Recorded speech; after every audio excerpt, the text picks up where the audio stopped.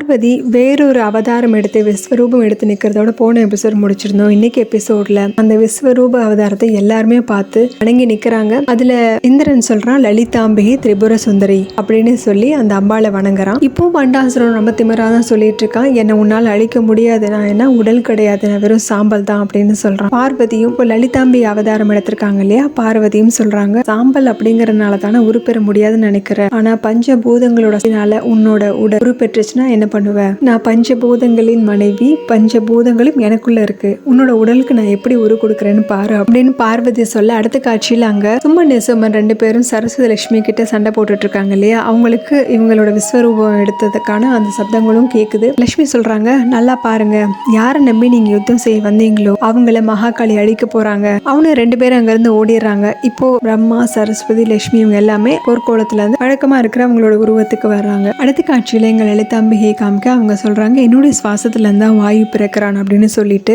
சுவாசத்துல இருந்து வாயு சக்தி அவன் மேல செலுத்துறாங்க. இது எல்லாத்தையும் தாரகாசுரனும் பார்த்துட்டு தான் இருக்கான். அவனுக்குள்ள இந்த காற்றோட சக்தி உருவத்தை கொடுக்குது அப்படிங்கறத பார்த்துட்டு சிவனும் இது வாயு சக்தி அப்படின்னு சொல்லிட்டு இருக்காரு. அடுத்ததா லலிதாம்பிகை, நீ என்னோட வெடியோட ஒளியில இருந்து பிறக்கிறான் அப்படின்னு சொல்ல, அவங்க நெற்றிக்கண்ணுல இருந்து கிளம்புற நெருப்பு பண்டாசுரம் வந்து சேருது. சிவனும் அது அக்னி அப்படின்னு சொல்ல, லலிதாம்பிகை அடுத்ததா நிலம் சம்பந்தப்பட்ட சாம்பல் உனக்குள்ள இருக்கு, என்னுடைய வெளிகள்ல இருந்து வரக்கூடியதான் ஆகாயம் அப்படின்னு சொல்ல, அவங்களுடைய வெளிகள்ல இருந்து நீல நிற ஒளி அவனை நோக்கி வந்து சேருது. சிவனும் அத நிலம் மற்றும் ஆகாயம்னு சொல்லிட்டு இருக்காரு. அடுத்ததா ஒரு தாயை கஷ்டப்படுத்தி அவளோட கண்கள்ல இருந்து கண்ணீர் வரவழைச்சிட்டு அப்படின்னு சொல்ல, அவங்களுடைய கண்கள் கலங்கி அதுல இருந்து வரக்கூடிய நீரும் அவனை வந்து சேர, அதை வந்து சிவனும் நீர் சக்தி அப்படின்னு சொல்றாரு. தேவேந்திரனும் அவனோட பங்குக்கு அவனோட சக்தியும் சேர்த்து தர அதோட சேர்த்து வந்து சேருது. பஞ்சபூத சக்திகளும் இணைஞ்சு பண்டாசுரன் ஒரு உருவமா நிக்கிறான். ரொம்ப கேஷுவலா லலிதாம்பிகை அவங்களோட கையை ஆகாசத்தை நோக்கி உயர்த்தி வெளில வரவழைச்சு அம்ப நாணயத்தை எல்லாரும் முதல்ல ரொம்ப சந்தோஷமும் எதிர்பார்ப்போட பார்த்துட்டு இருக்காங்க. பண்டாசுரன் முதல்ல இப்பதான் பயமே தெரியுது. தாரகாசுரன் அதிர்ச்சியோட பார்த்துட்டு இருக்கான். அந்த அம்மா நேரா